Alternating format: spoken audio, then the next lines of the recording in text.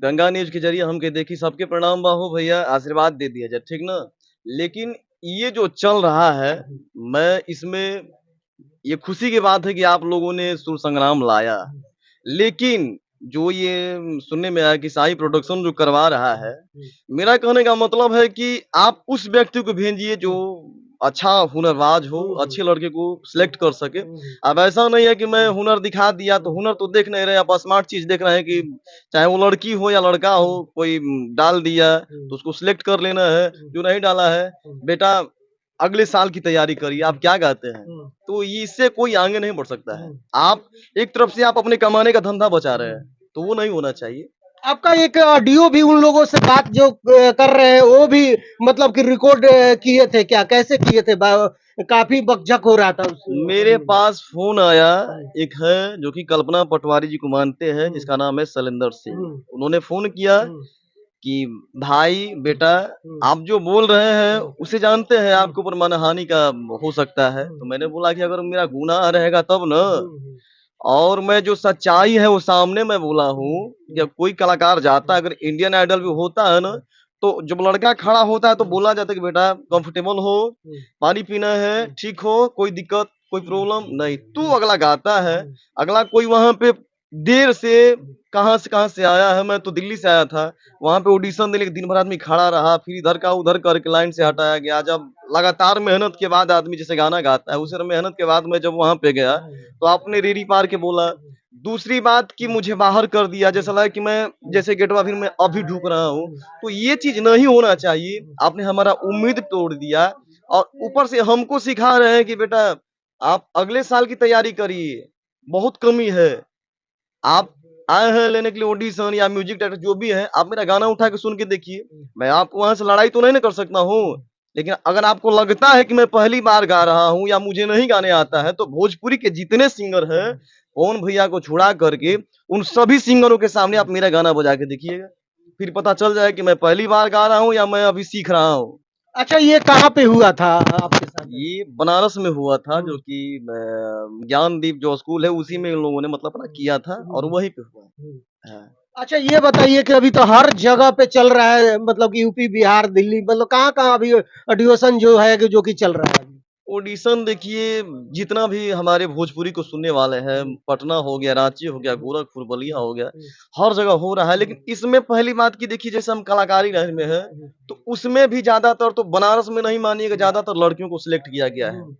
कोई झूठ बोल के सिलेक्ट हो गया है, कुछ लोग धीरे सा भैया भैया भैया जी करके आदमी सिलेक्ट हुआ है, अच्छे कलाकार नहीं सिलेक्ट हुआ है।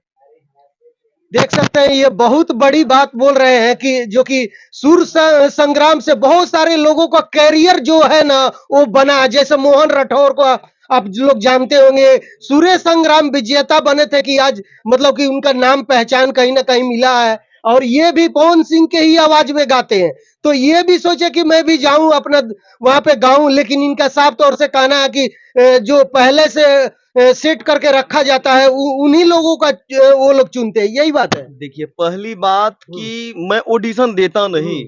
अब पवन सिंह और खेसारी जी को ऑडिशन देने की जरूरत है क्या? मेरा गाना नहीं आ रहा है, आ रहा है ना, चाहे किसी भी कंपनी से आए, आ रहा है।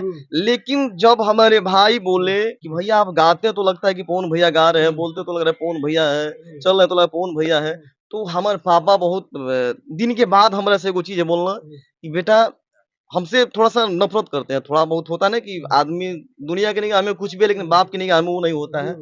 तो उन्होंने बोला कि बेटा आप जाओ ऑडिशन दो, और मैं सोचता हूँ कि मेरा बेटा टीवी पे आए, गाना के ज़रिए तो आएगा। तो मेरी भी उम्मीद जगी, कुछ लोग बोले कि भैया गाना तो अइबे करी, थोड़ा-सा टीवीया पे आए ना, तो थोड़ा-सा गाना का हर चीज़ का थोड़ा-सा एक पब्लिसिटी मिल जाती है। तो मैंने बोला कि जब पिताजी बोल दिया, मेरा पिता का सपना है कि मेरा बेटा एक ऑडिशन दे, तो मैं उस चीज़ को, जबकि दिल्ली में मेट्रो बंद था, दिल्ली ही बंद थी, लेकिन भगवान के आशीर्वाद से मैं वहाँ से, जो कि जिधर मैं पानीपत के साइड रहता हूँ, वहाँ से मैंने रिज़र्व गाड़ी किया, फिर मैं दिल्ली आया, और दिल्ली से फिर मैं यहाँ पे आया।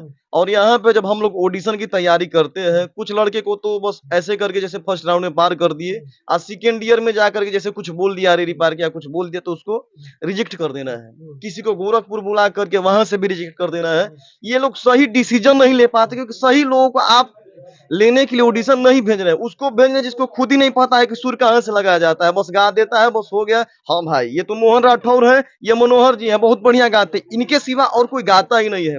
दूसरी बात कि आप हर जगह जाते हैं तो उनको लेकर के जाते हैं, जैसे आपकी धर्म पत्नी है कि हमको तो आपको ऑडिशन देने के लिए कितना मिला होगा, ज्यादा से ज्यादा आप इतने मार्केट में तो है नहीं, ना ही आप पवन सिंह की तरह है, ना ही खेसारी जी की तरह है, ज्यादा से ज्यादा अपने चैनल पे गाना गाते हैं, कोई कंपनी तो गाना करवाता नहीं है। तो जो भी है, किस पे ये बात हो रहा है, किससे बोल ये रहे हैं? मनोहर जी है, तो मान लीजिए कि आप अपनी धर्म पत्नी को भी लेके आते हैं कि नहीं 5 के बदले 10 क्या मिले, क्या कुछ लेकिन मेरा कहना नहीं नहीं, देखिए भाई, एक बात मैं काट रहा हूँ, आपके साथ बैठा हूँ स्टूडियो में, आप बहुत मेरे प्यारे छोटे भाई हैं, आप भी गाना गाते हैं, संजय भैया हैं। ये सब टिप्पणी करना बहुत गलत बात है कि मनोहर जी क्या करते हैं, और क्या कि देखिए हमें पता नहीं था अब तक कि क्या ऑडिशन में, अभी जस्ट नाम बोले इसलिए मैं अचानक से याद पड़ रही क्या बोल रहे हैं। सब भाई हैं, सब कलाकार हैं, कोई किसी को बुलाता नहीं है। टीवी चैनल का बात है तो टीवी चैनल का अपना एक सिस्टम है, वो अपने सिस्टम से अपने लोगों को बैठाता है, बुलाता है, उन कलाकारों को बैठाता है जज में जिनको सुर का ज्ञान है, नॉलेज है संगीत का। तो संगीत पैसा से थोड़ी चलता है बाबू, सुना तो बुरा मत मनिहा, तू भाई हो हमार, ई बात टिप्पणी एकदम मत कर जा। देखा तोहार ऑडिशन में भइल ना भइल तोहार व्यक्तिगत बात बा, वहां पे का जजमेंट भइल माइनस प्लस जजमेंट में हो जाला भैया। सबसे पहले भोजपुरी सिनेमा के थैंक यू कि इतना अच्छा एगो प्रोग्राम लेके आइल हर कलाकार खातिर।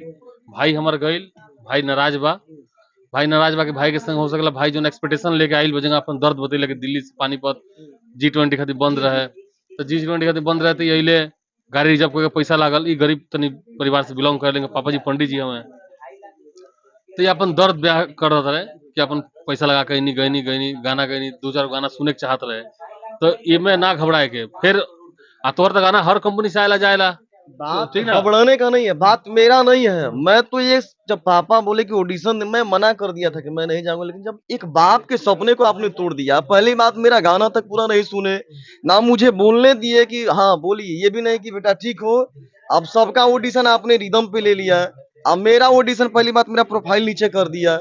वहां पे एक म्यूजिक डायरेक्टर है जो मेरा म्यूजिक बनाया था, मोहन जी थे। मैं सोचा था कि चलिए ये लोग सीखे हैं कुछ, इन लोगों के सामने ऑडिशन देंगे, लेकिन मोहन जी ने हमको भी सुनाया। मैं बाहर आ गया, मेरा मूड अपसेट हो गया, क्योंकि मैं भैया की तरह मूडी इंसान हूँ, जब मूड आता है तभी मैं गाता हूँ। आदमी सुबह से लगा लगा, शाम हो गया, 7 बज गया, फिर नीचे हमारा फॉर्म को आप लोगों ने भेज दिया। अब वहां पे भेजा तो होता नहीं कि जब आदमी लास्ट में जब सो ही जाएगा तो गाएगा क्या। आज जब गाने में जा रहा हूँ तो थोड़ा सा समय तो लगता है, मैं गा रहा हूँ तो आप बोल रहे हैं कट, उसके बाद बोल रहे हैं दूसरा गाओ, दूसरा गा रहे हो तो आप बोल रहे हैं कि आप अगले साल की तैयारी करिए।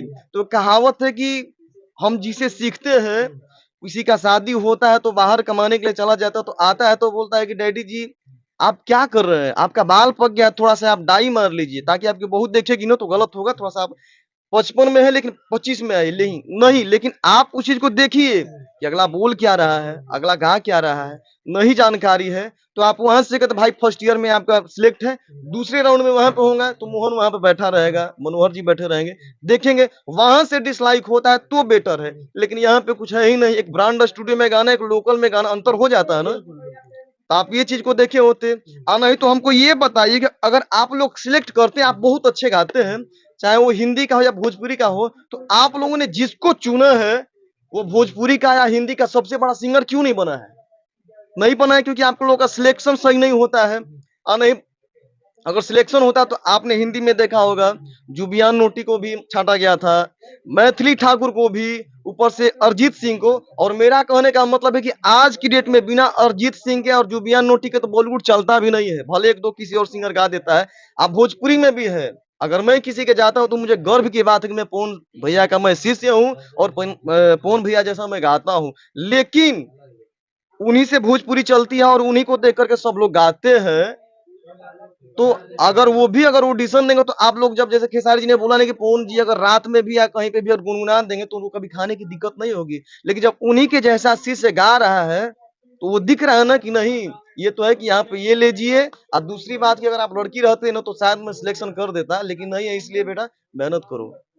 अच्छा चलिए एक गाना पहले सुनाइए तो दर्शक के बीच में जाना चाहिए जितने लोग देख रहे हैं। रजनीश तिवारी है हमारे साथ और पवन सिंह के हूबहू आवाज में गाना गाते हैं। हमेशा इनके कितने बार वीडियो आप लोग देखे होंगे जो कि फोन पर भी किसी से बात करते हैं तो लगता है कि पवन सिंह ही बात कर रहे हैं। कई वीडियो में वायरल हुए हैं। एक गाना गा के सुना दीजिए। मैं गा देता हूँ कि तोहरा जैसन भाई कहाँ, तोहरा जैसन यार कहाँ, तोहरा जैसन यार कहाँ। मैं वहां पे जो गाना गाया था वो गुनगुना देता हूँ कि सोचे सोचे जिया हमर, सोचे सोचे जिया हमर, काहे घबराता दरोगा जी हो। आ 4 दिन से पियावा बन पाता दरोगा जी हो, 4 दिन से पियावा बन पाता। दूसरा गाया था कि कैसे मैं आई बलम रौरी सेज, कैसे मैं आई बलम रौरी सेज, आवत में डरे लागेला, कैसे मैं आई बलम रौरी सेज, आवत में डरे लागेला। अब गायकी में क्या डालिएगा? हैं? चलिए हो सकता है कि उनका कुछ अलग रूल हो, नियम हो, शायद आपका गाना मतलब पसंद नहीं पड़ा हो, इस वजह से कर देते, इसमें नाराज नहीं होना है। ये नाराजगी की बात नहीं है, ये हमारे लिए खुशी की बात है कि चलिए सुर संग्राम आया, लेकिन जो उसको साई प्रोडक्शन करा रहा है, आप किसी को भी भेजिए ऑडिशन लेने के लिए, लेकिन उस व्यक्ति को भेजिए जिसकी जानकारी हो, और अच्छे व्यक्ति को जिसके अंदर हुनर है, चाहे वो लड़का हो या लड़की हो, अच्छा गाता है, तो आप उसको जरूर सिलेक्ट करिए। नहीं तो आजीवन के लिए एक ठप्पा लगेगा, चाहे हिंदी हो या भोजपुरी, आप लोग सही डिसीजन नहीं ले पाते। इसलिए कोई सुर संग्राम का या इंडियन आइडल का लड़का कभी प्लेबैक सिंगर या भोजपुरी का स्टार या भोजपुरी का सबसे बड़ा सिंगर नहीं बन पाया। बस फिल्मों तक ही गा करके रह जाएगा, कभी कोई गवा दिया, हीरो कोई और बन जाएगा। मैथिली ठाकुर, अरिजीत सिंह, सब लोगों को छाटा आपने, लेकिन इतिहास वही रचा। पद्म श्री का अवार्ड किसको मिला? मैथिली ठाकुर को, जिसको आप लोगों ने बोला कि आप अच्छी नहीं गा रही है।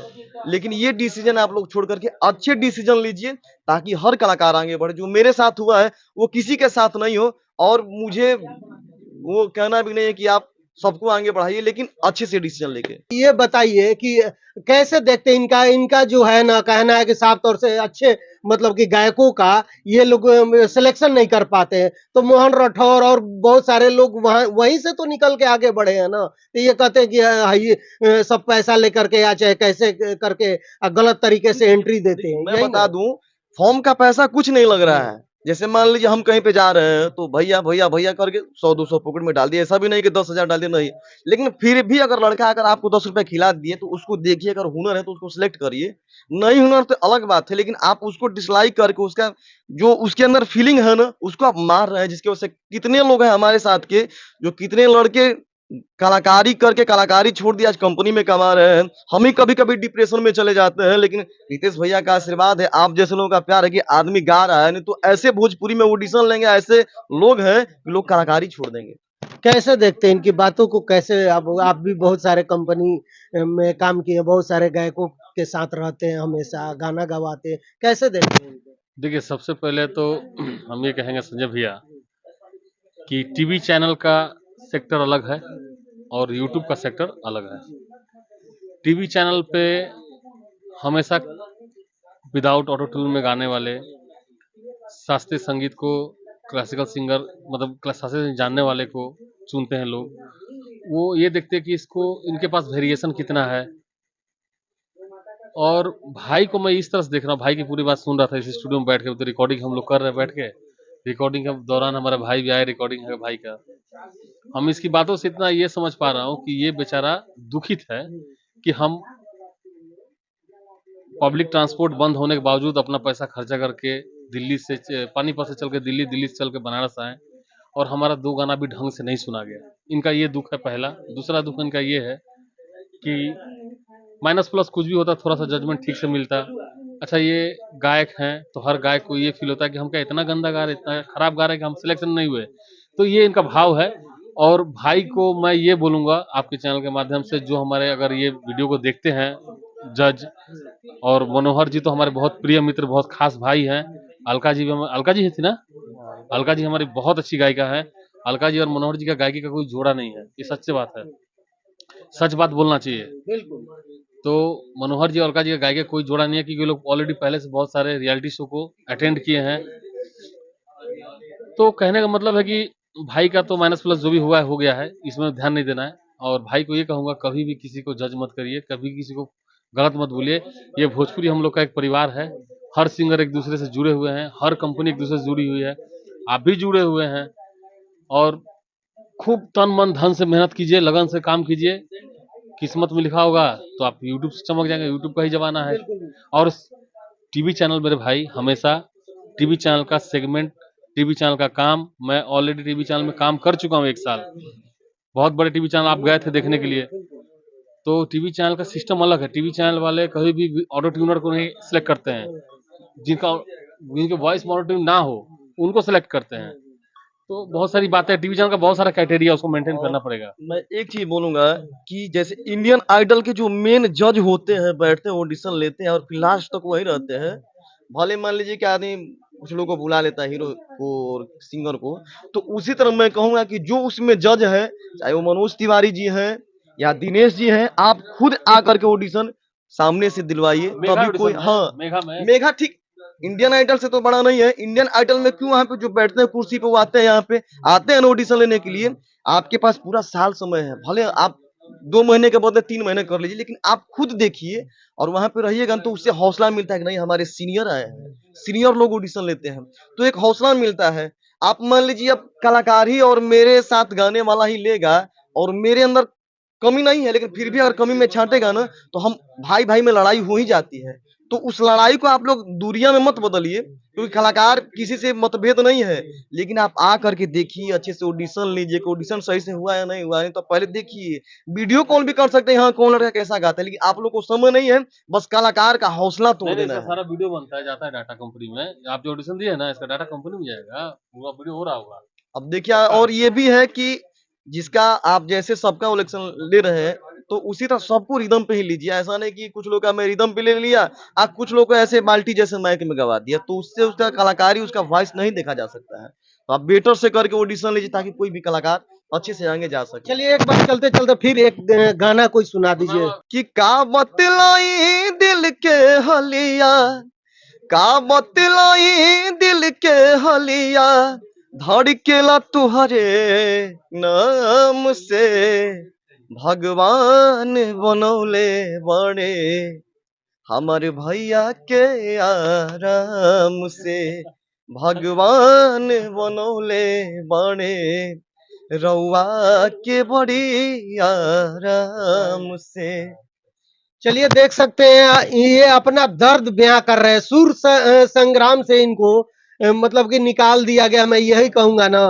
तो आप लोग हमारी बातचीत, हमारी वीडियो के बारे में क्या सोचते हैं, कमेंट बॉक्स में अपना राय जरूर दीजिएगा। धन्यवाद।